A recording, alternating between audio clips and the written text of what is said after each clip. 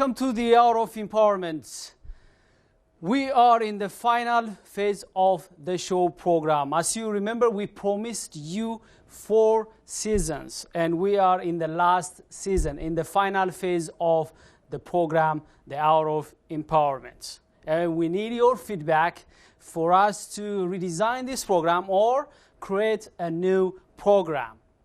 We need your feedback, and we want to know, what did you learn from this program? What are the new things that you learned because of this program? Which topic you liked the most? We believe that all of our topics are great. We selected them very carefully. But it's personal. Which topic among the 12 topics that we have covered so far, which one did you like the most? We had around 15 interviewees. Whom did you like the most? We know that all of our interviewees were great. We selected them very carefully. They are experts in that particular topic.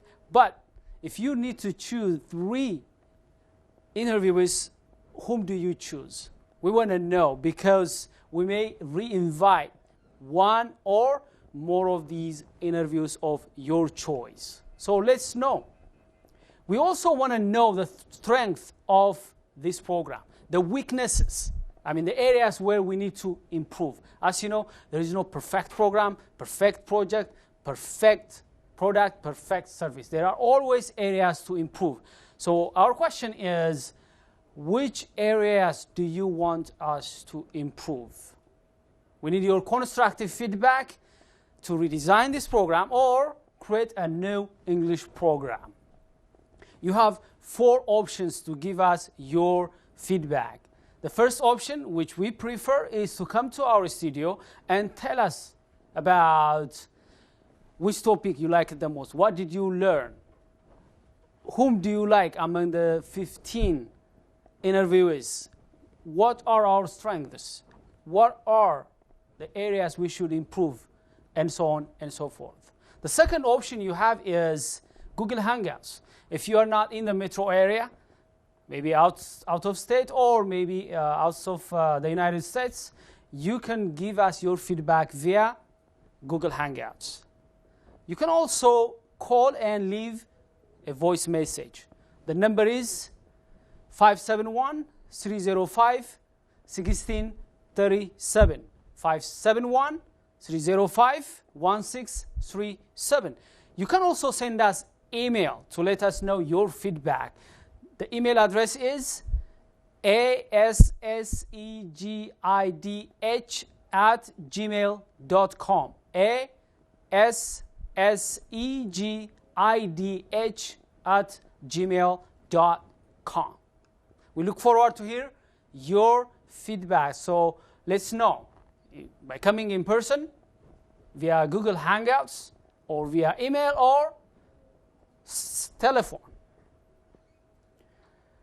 Now, once we get your feedback, we're going to evaluate and present and air some of the feedbacks we get from you. We may also re-invite one or more interviewers based on your selection, based on your choice. And also, we're going to summarize your feedback and plan about the future, what kind of program we should have. And we want to also show you what kind of program we're going to have, which means once we gather your feedback, we analyze it, we present to you your feedback, and we suggest a program and show you what kind of program we're going to have and gather your feedback again.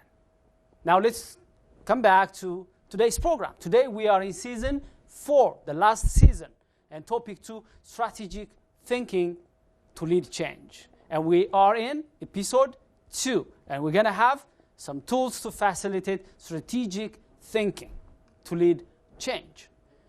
As usual, let's summarize what we discussed last week. Last week we talked about how thinking is very hard for many of us. Thinking is not that simple. It requires us to sit down, get focused, and think critically and strategically. I'm not talking about the casual thinking. We also talked about the true meaning and benefits of strategic thinking. We also addressed what change means and also the significance of change, especially in the 21st century where change is prevalent. We also talked about some of the reasons why change agendas fail. What are some of the reasons change fail? What kind of challenges have you encountered when you try to change personally, organizationally, and community-wise? Why your change agendas fail? Today we're going to talk about the skills that are very important for you and me as leaders. To be skillful in strategic thinking, we need to know and understand past trends. We need to define current realities. We should also scan our environment. What's going on? And also we should interpret future scenarios and project into the future, and we should be also resourceful in terms of managing our scarce resources, our time, our finance, and also our people. Now, strategic thinking is very important because many of the changes require years to bear fruit, or even sometimes decades. Very few change agendas bear fruit within months and weeks. That's why we need to strategically think and come up with a long-term plan to lead our change agenda and succeed and maintain our change efforts. That's why we need a long-term strategic plan. But first, we have to have inputs from our strategic thinking. And then we craft the strategic plan based on the inputs we got from strategic thinking. Now, I want to be honest. Think about it. You would like to have a strategic plan, let's say 10 years from now, 20 years from now, 30 years from now, even 5 years from now. It's very difficult to use a linear thinking. It's very hard to sit down alone or with your people and try to come up with a strategy, let's say 2 decades from now. It's very challenging. That's why you need to know some of the foresight tools that will help you brainstorm and strategize by projecting yourself into the future. And we're going to give you some important foresight tools that you could use to brainstorm with your group and also strategize systematically.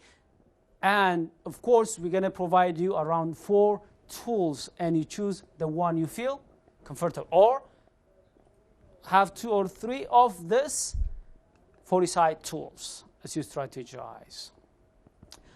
We have 4 strategic tools. Tools like SWOT, Futures Wheel, Mind Map, and Scenario Planning. I would like to walk you through how you can use these tools, but story is always important. So I would like to share with you my story, how I have been thinking strategically, and when I began that, and how I used these strategic foresight tools. First of all, you should know that when I was a youth and student leader in the early 90s, I didn't have any clue about strategic thinking. I didn't know about these tools, and so on and so forth. So I was clueless. I led, for example, our youth association and the largest student union in the late 90s by zeal and trial and error. I made lots of mistakes, errors, but because I was naive. I was not thinking critically. Of course, I was young, but I didn't know about strategic thinking, and I didn't have any strategic foresight tools. That's why I broke a lot of things, I made some mistakes, and so on. I learned from them, but I wish I knew about strategic thinking, and I wish I knew about these tools, but I didn't. So if you never used strategic foresight tools, or if you never engage in strategic thinking, don't worry. All of us were somewhere, in the spectrum of using strategic thinking. Of course, I was having New Year's resolutions. And as you know, when we come up with New Year resolutions, what we do? We sit down and we list like, I want to, reduce my debt, or I want to go to school, I want to, lose weight this much, and so on and so forth. As you know, after a couple of months, we're not following those New Year's resolutions. No way, because they can't motivate us. We didn't sit down and we didn't strategize skillfully and realistically. That's why, in the beginning of every year, you have lots of people in the gym, but go and check around the middle of the year. Half of the people are gone. That's why we have lots of people running, in parks in the beginning of a new year, and go and check around May and June. Maybe half of them dropped out. Why? Because our New Year's resolutions, they're not, articulated, coined, and they can't motivate us continually. We were not realistic. We didn't come up with some strategies. We were not suggesting some measurements to evaluate our progress, and so on and so forth. So I was only depending on New Year's resolution. But things changed in the early 2000s. That's when I began to think strategically and planning systematically. For many years, I developed strategic thinking, strategic planning for myself and the organizations that I have been leading. So today I'm going to share with you how I used these 4SI tools. For example, I have strategic directive, a long-term guidance that guides my journey and the organizations that I lead.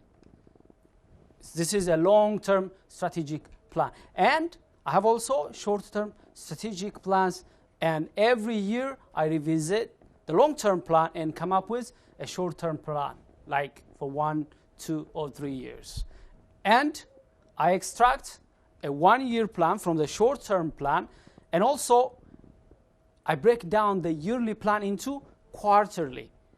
And at the beginning of every quarter, I come up with monthly plans. And also, at the beginning of each week, I come up with weekly plans based on my monthly plan. But here is the most important thing. My daily, weekly, monthly, quarterly, yearly plans are aligned with my short and long-term strategic plan. That's what I advise you, because sometimes we have a long-term strategic plan, but we throw it away and we craft a short-term strategic plan, and also monthly, quarterly, and weekly plan, but they may not align with our long-term strategic plan. That's why I want to share with you the life cycle of how I come up with my plans for myself and the organizations that I lead. I have a long-term plan, as you can see. It's crafted based on my strategic thinking. I sit down, think, reflect, and also brainstorm with friends, colleagues, and my mentors, and I come up with a long-term strategic plan. And then short-term strategic plan out of the long-term strategic plan. And then yearly plan out of the short-term plan. And then quarterly plan out of the yearly plan, and monthly plan out of the quarterly plan, and weekly plan from my monthly plans, and daily from my weekly plans. I wish I had my diary. I could have shown you my diary. I have lists of things to do in that month and lists of to do things for each day. I sit down every Sunday afternoon. If I couldn't be able to make it, every Monday morning to plan for that week. Every 3 months, I sit down, take a couple of days, and revise my long-term and short-term plans and plan for that quarter. I do the same for my monthly plan at the beginning of each month. And that's what I encourage you to do. And the brainstorming tools I'm going to share with you going to help you a lot. Now, some years back, I started to use strategic foresight tools for my personal use and also for my clients. Some organizations, they asked me to facilitate their strategic planning sessions. And I helped them using these tools.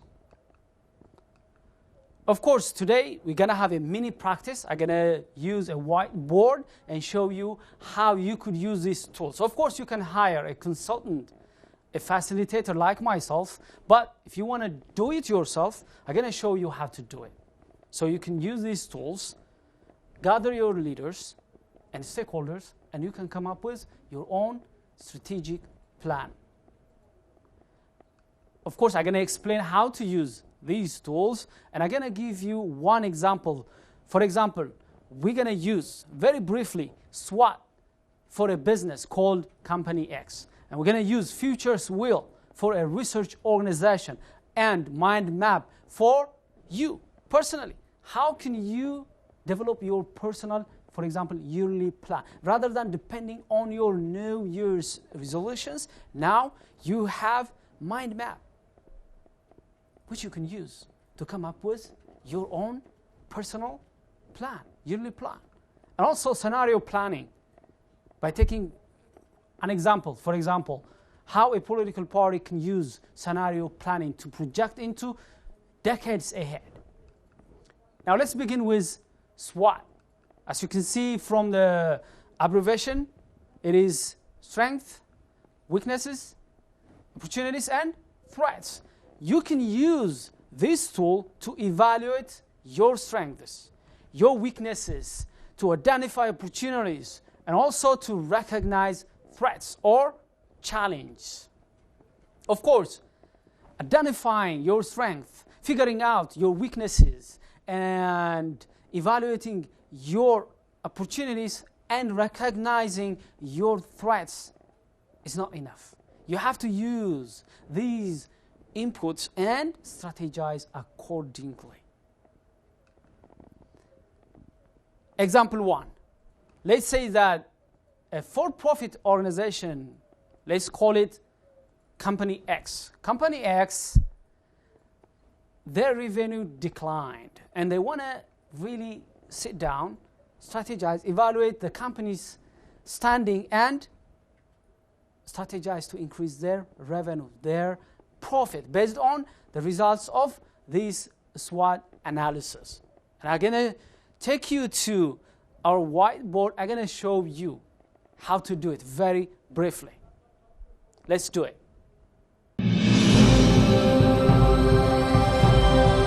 Now, let's use SWOT to strategize for Company X. As I told you, its revenue has been declining, and they want to strategize and increase their profit. So let's say that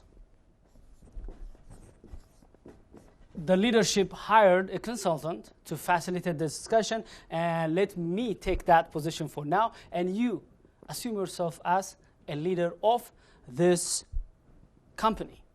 Now, we have to have 4 quadrants. The first quadrant, strengths. The second quadrant, weaknesses. And the fourth quadrant, opportunities. And the fourth quadrant, threats. As you can see, you can list and brainstorm to identify the strength of this organization. For now, for just to give you an example, I'm going to list, let's say, 2 strengths of this organization. Let's say that they have a great team, and that's their strength. And they have also a strength. They have great products. The list continues. You have to exhaust all your strengths. Now, once you're done with your strengths, you can also enlist your weaknesses. You have to be honest. That's why I suggest that you should have a third party, someone from outside who doesn't have any attachment to your organization to help you identify your weaknesses. So for just exercise purpose, let's say that this organization, company X, has these weaknesses. One of the weaknesses is marketing.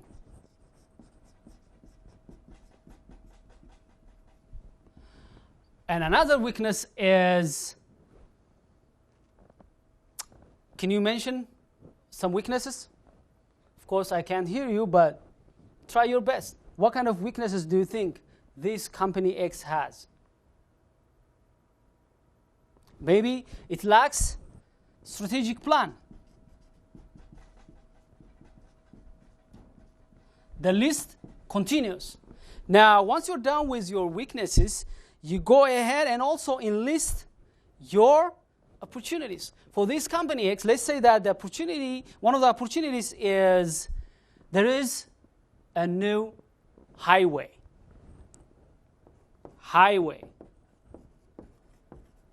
And also, there is a new mall built around the headquarters of that company. And also, go ahead, of course, you can list other opportunities, exhaust them. And now you come up with some threats. Let's say that one of the threats is a new competition.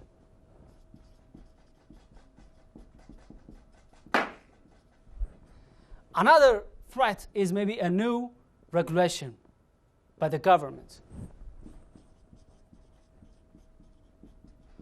A regulation that may threaten the success of this company. So you have lists of strengths, weaknesses, opportunities, and threats. Once you have these inputs, what do? You strategize. For example, for your strength, you have a great team. How can you capitalize on that one to increase your profit? You have great products. How can you improve your branding and increase your revenue? And also you strategize to overcome your weaknesses. For example, maybe you are using an ad agency that doesn't help you. Maybe you need to fire it. That's what happened with Apple. In 1998, when Steve Jobs came back to Apple, what he did? The first thing he did was he fired the ad agency. And of course, he allowed other companies to compete, and finally he hired a best ad agency. What you should do to overcome these marketing weaknesses? You have to figure out. And then, maybe for your strategic planning, you may need to hire a strategic planning expert within your organization, or hire a third-party outsider. And also, how can you tap into these new opportunities, and how you prepare yourself to overcome these threats? For example, there is a new regulation. You have to comply. To do that, maybe you need to train your people.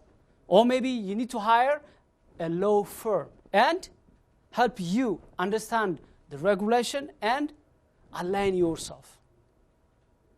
This is just an example how to use SWOT. You can use it for your personal life or for your organization, but the most important thing is identify your strengths, your weaknesses, your opportunities, your threats, and come up with strategies to capitalize on these.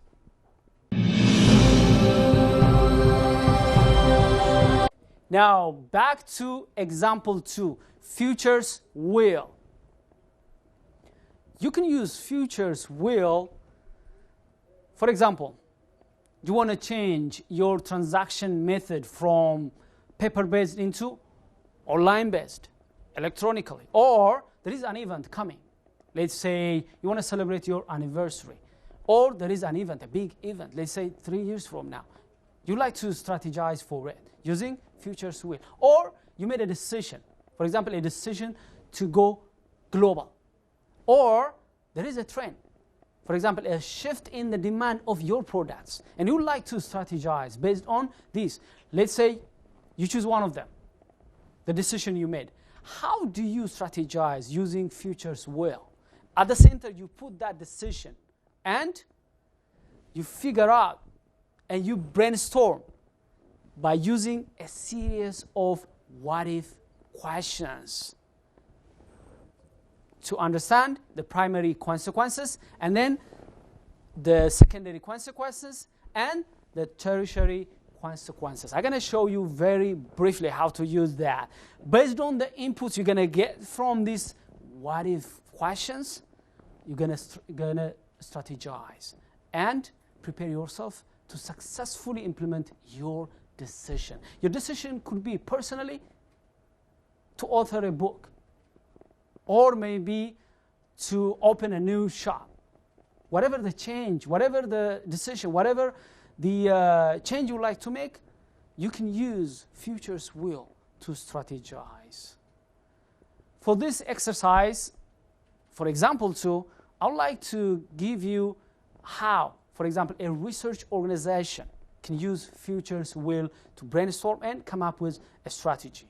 Let's say that this research organization is a government agency, and this agency is tasked to come up with a vaccination, a very, very important vaccination. Well, let's say that this vaccination is for HIV/AIDS. As you can figure out, it takes decades, years to come up with this kind of vaccination. That's why the leadership of this research organization should sit down, use one of the 40-side tools to strategize. They can't really do it without strategizing it. They can't strategize without using 40-side tools. It's very hard. They can use scenario planning, they can use other convenient strategic 40-side tools. But for now, let me give you an example how these kind of organizations can use Future's Wheel. Now, the leadership would like to brainstorm using Future's Wheel. For instance, what they should do, they should come up with a long-term strategic plan. Now, I'm gonna take you to our whiteboard, and I'm gonna show you how to do it. Let's do it.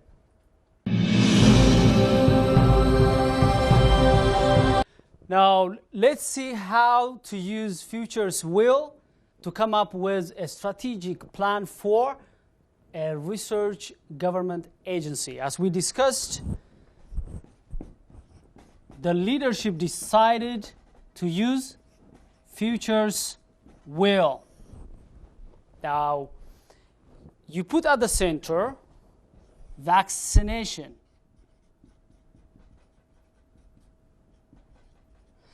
And then you brainstorm with a series of what-if questions to identify the primary consequences. For example, in the coming 1 to 3 years, what's going to happen? What are the consequences because of this decision to produce a vaccination for HIV/AIDS? We call that primary consequences. Now, you should identify the different categories and brainstorm. For example, what are some of the happenings because of this decision? Because you may need to identify in the coming 1 year, 2 year, or 3 years to identify partners.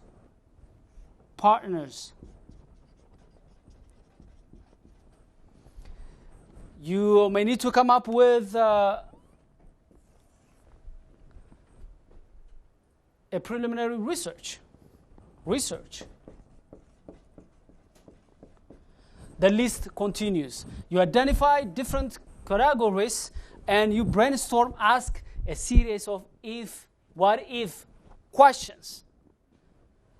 What happens in the coming 1 to 3 years because of this decision in terms of identifying partners, coming up with a preliminary research result, and so on and so forth. Based on these primary consequences, you should also brainstorm to find out the secondary consequences. Let's say in the coming 3 to 7 years. Now you brainstorm, you ask serious what-if questions and brainstorm to identify secondary consequences. You do the same.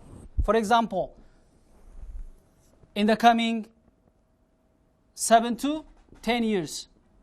So this research organization is using futures will to brainstorm and strategize in the coming 10 years using futures will. As you could be able to see that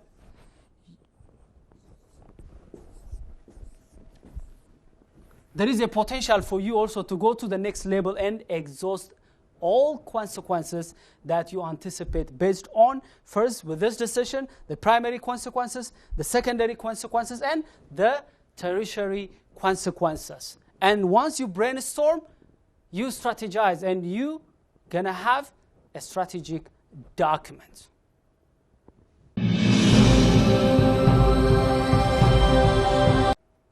The third foresight tool is mind map.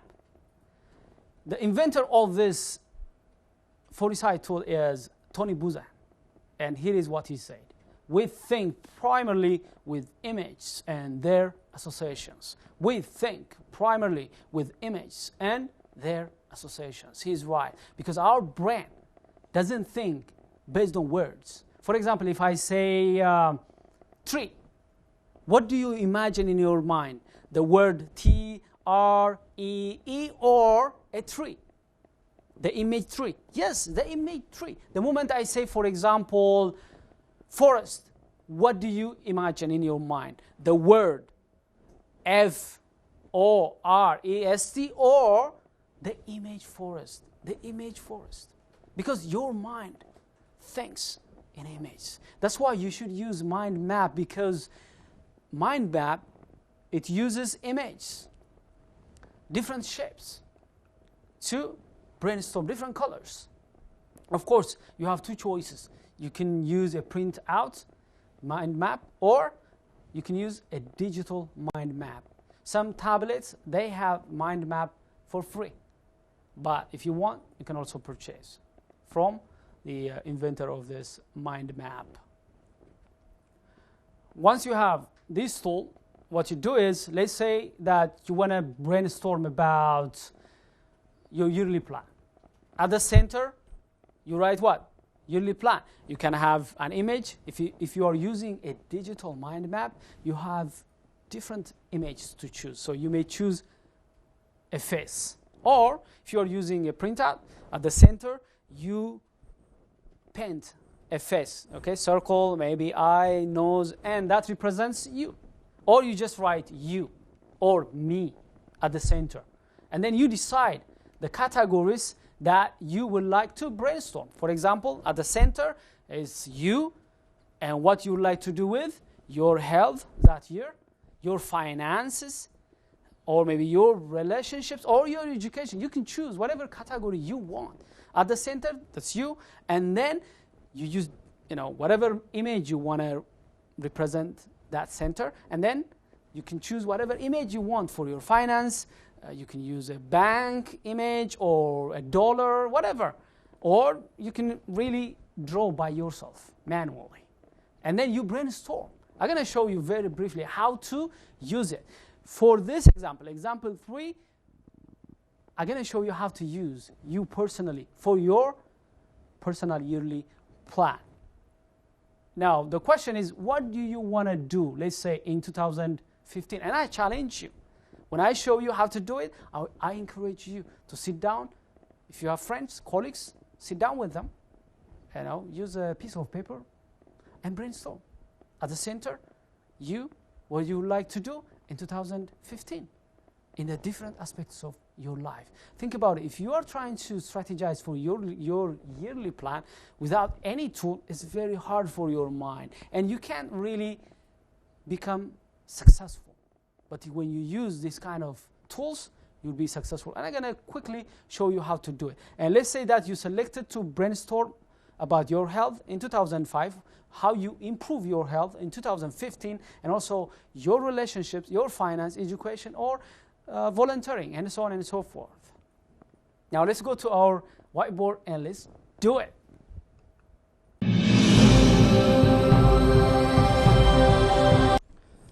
Now let's use mind map to brainstorm and strategize for our yearly plan. Mind map. As I told you, at the center you can have your face or just the word you at the center. Let's say this image. As I said, you can use a digital mind map or just a piece of paper. For this exercise, I encourage you even to practice by yourself or with your friends. Now at the center you have you, and then you decide for which category you would like to brainstorm. Let's say you want to plan for your health. You can use images or shapes. Let's say you use a rectangle here. This is for your health.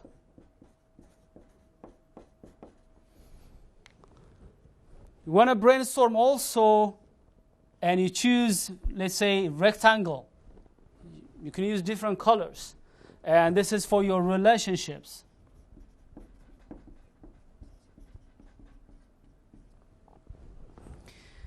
And also your finances.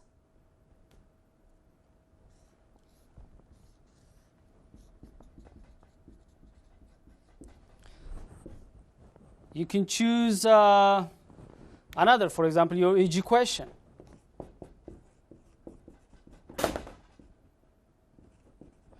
Now the goal is, in 2015, you decided to improve your health, improve your relationships, your finances, and go to school.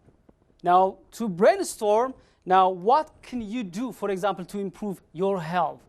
Now, if you were brainstorming, without this tool, it's very hard. But for your mind right now, it's very easy. Health, okay, eat healthy. You can use, an image here or a different shape. But for now, let's use just the word eat health. Eat healthy. And then you can continue brainstorm. What kind of foods are we talking about? Maybe vegetables? You continue to brainstorm. What kind of vegetables? You see how your brain stimulates itself and think and brainstorm. Vegetables, maybe eating healthy. Another option could be going to gym. As I said, you can use an image or just the word gym. And where do you want to go? You have to answer the question, where? How many times per week?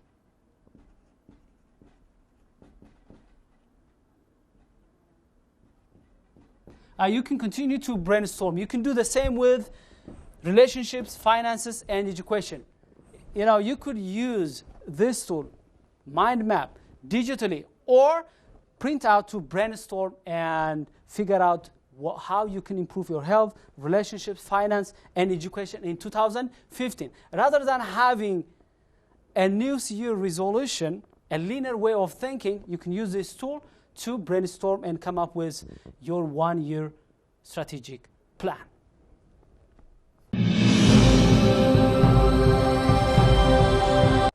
Now the last tool is scenario planning. Scenario planning is mostly used by big organizations, non-profit organizations, the military, and so on and so forth. But you can also use it for your organization. Mostly, the challenge is whenever we strategize to our future, what we do is we strategize for one future. But scenario planning gonna help you strategize for 4 possible futures. Of course, one of the futures is the most plausible, the most probable future. But you don't stick with one future. Here is a good example. Let's say that you forecasted that gold around the world will be exhausted by the year 2060. But what happens if it doesn't exhaust? What if still have golds? Or you may predict saying that in 2050, The weather changes this way and that way. You're predicting, you're forecasting. And we know that there were lots of forecasts and predictions that didn't come true. So don't gamble with your future. Okay, don't forecast or predict, but you can shape and create your future. Okay? And I'm going to show you very briefly how to do that. Of course, you can use scenario planning to strategize and also test your capability and also come up with alternatives and contingencies.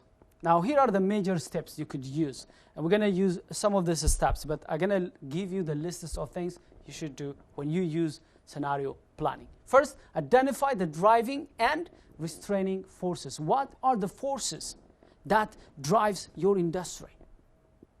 What are the forces that restrain your industry? You should be able to know. You should be able to brainstorm with your group to identify these driving and restraining forces. And then recognize the major trends in your industry. What has been happening?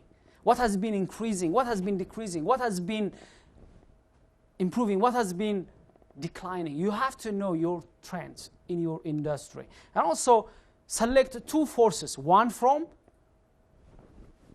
driving forces and one from restraining forces, and create 4 quadrants.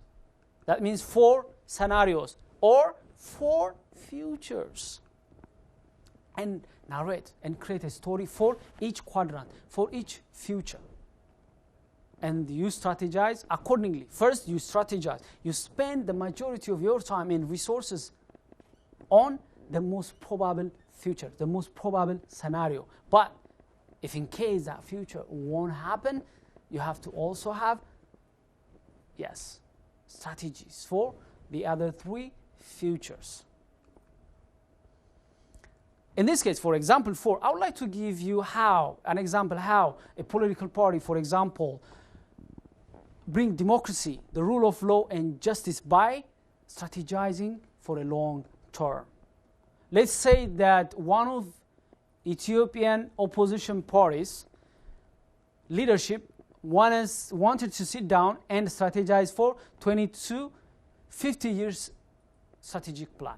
I know what you're thinking. We have been already in dictatorship for the last 21 years, and that should be enough. And you may say, hey, we want change tomorrow. We want change next year. I wish. But for the last 21 years, we wished that. It didn't happen. So I don't argue with you. You can have a short-term strategic plan to make change and bring democracy in Ethiopia within 2 years, within 1 year, within a couple of months.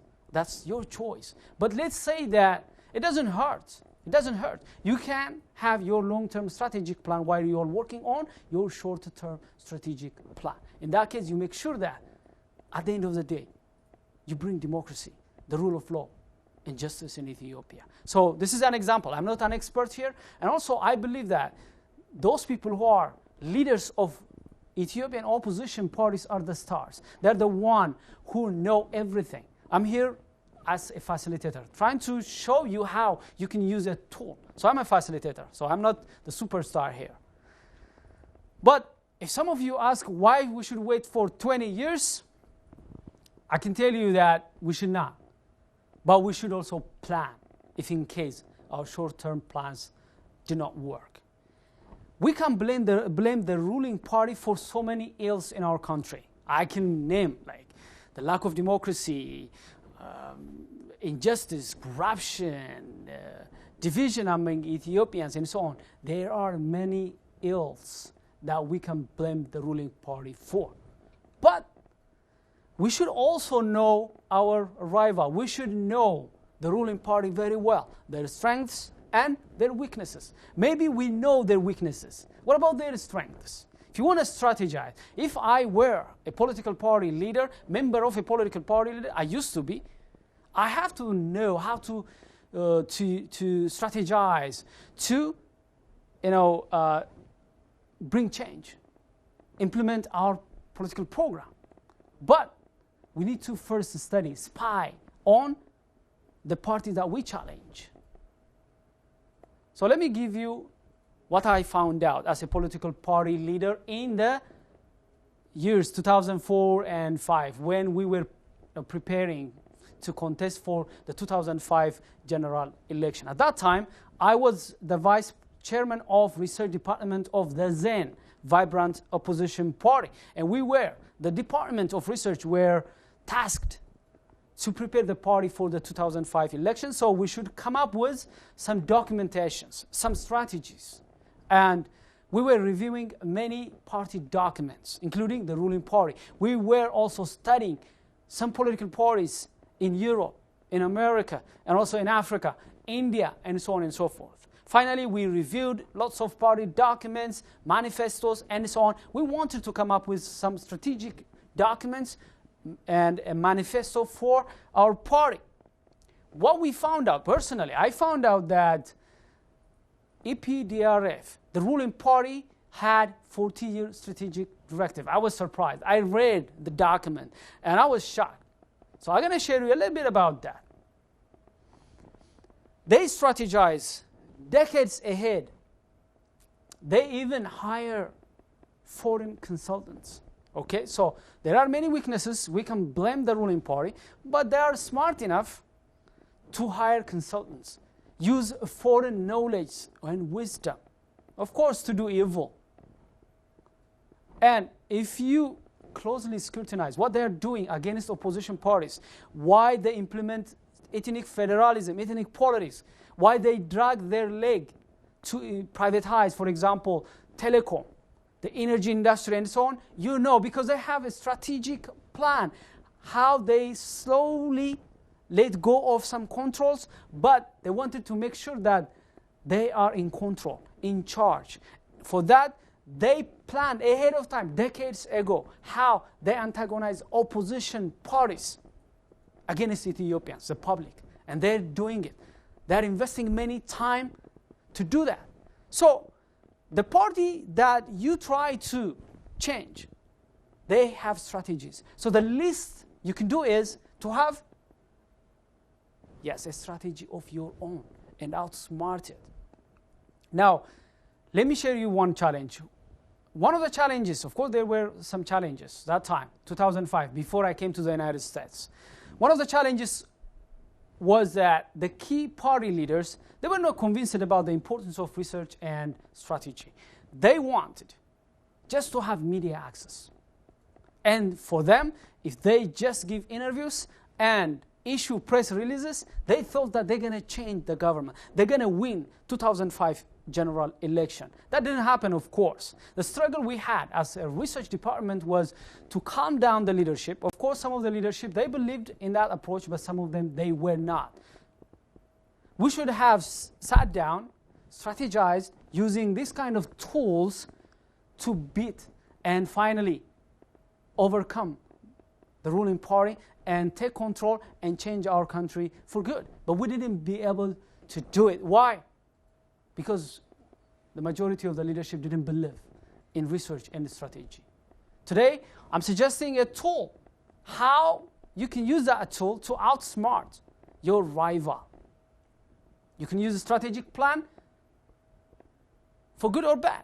The ruling party, they may use strategic planning for bad things, for evil, but you can use it for good, to bring democracy, justice, and the rule of law. And that's a great thing to do. But by all means, outsmart the party you are competing. They are strategizing for long term. They are investing their money, time. And then they tap into other third-party resources. Why not you? You have to outsmart your competitor and your rival. And you can use strategic foresight tools like scenario planning. I'm going to take you to our whiteboard and we're going to brainstorm. And I'm going to show you very briefly how to use this tool as a political party. Finally, let's use scenario planning and strategize for, let's say, for 20 years from now, for a political party to bring democracy, justice, and freedom in Ethiopia. So we're going to use scenario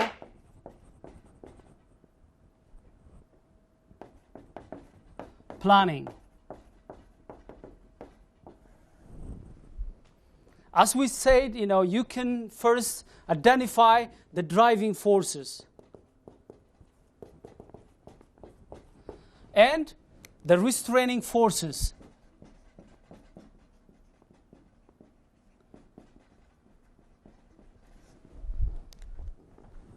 What are the driving forces? As I said, I'm just simulating as if I am a facilitator for a political party to come up with a 20 years strategic plan. And you act like as if you are one of the leaderships of a political party.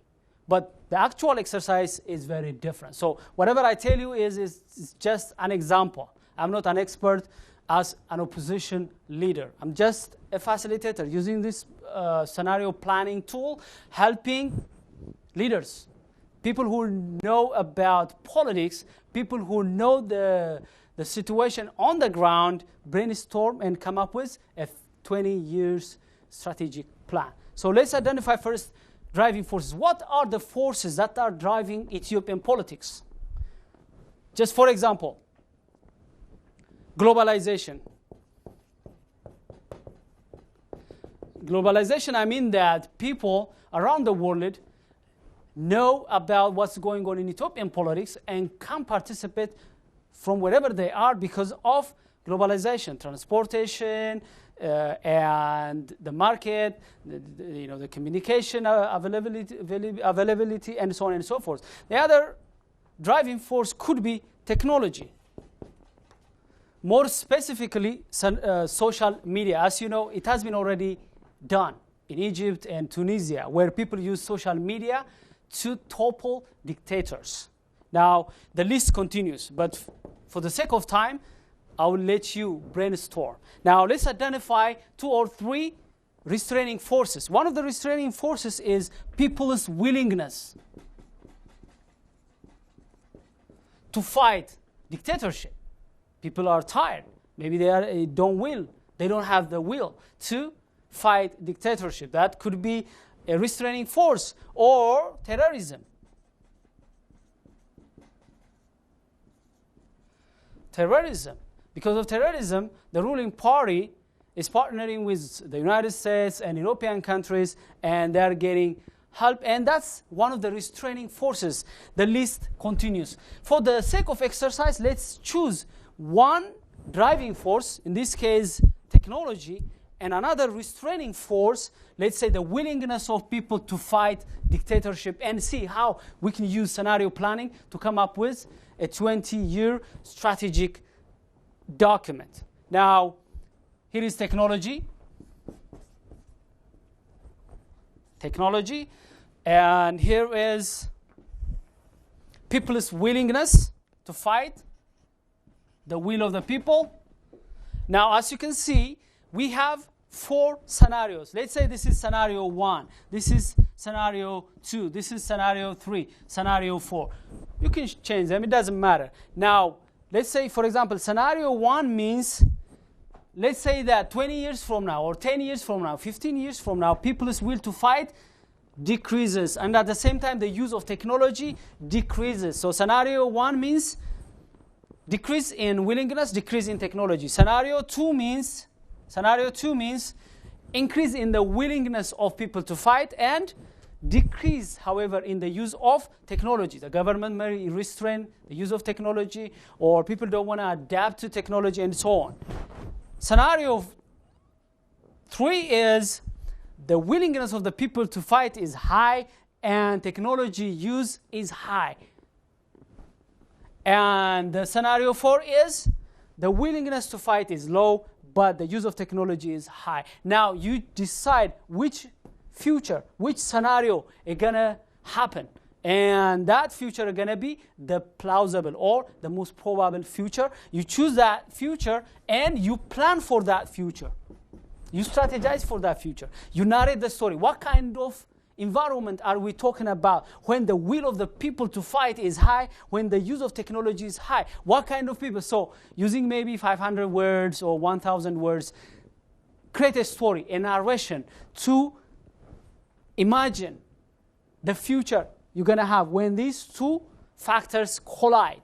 But you should also plan, if in case, let's say, this future doesn't come true, you should also plan for these three futures. The most important thing is that choose the most probable future and strategize and plan for it accordingly. This is for just to show you how to use scenario planning. Otherwise, if you need more help, let me know. I can be helpful.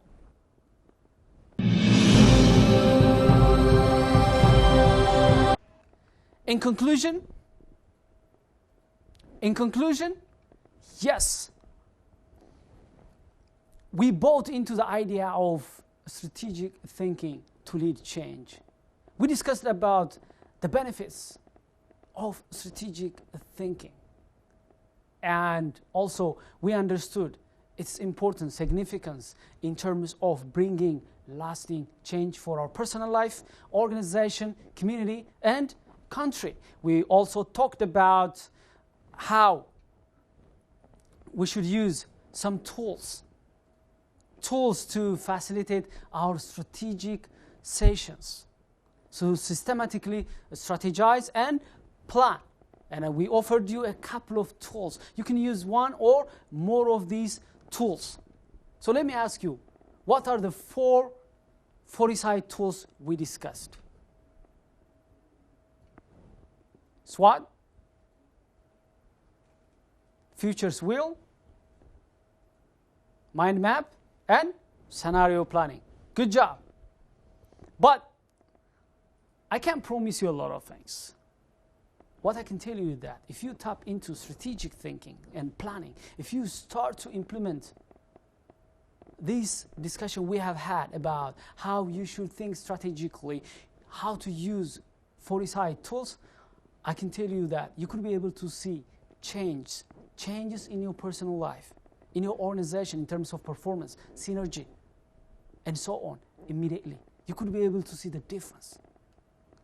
Of course, this is time to get rid of traditional way of strategizing. Let's say it's enough to tap into the old ways of strategizing. Let's tap into the new way of strategizing. Let's determine to depend on smart ways of strategizing than depending on New Year's resolutions. Let's tap into the knowledge we have had so far and think strategically and systematically.